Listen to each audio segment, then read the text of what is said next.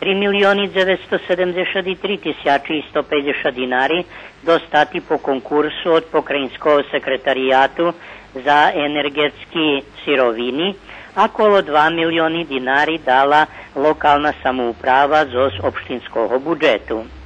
Javna nabavka za vyvozača roboti rozpisana. Poneže se robi o velikih sredstvoh, bude potrebne, že bi prešli najmanje 2 mešaci po počatok robotov. Špiljkovo na budinku trvaju roboti na opravljanju popukanih muroh po zakončenju robotov na zmocňovanju fundamentu budinka. Roboti na kvalitetnim zohrivanju kulturno-obrazovnog centra u Šidze mali bi bud zakončeni najpoznejše po 31. marec 2016. roku.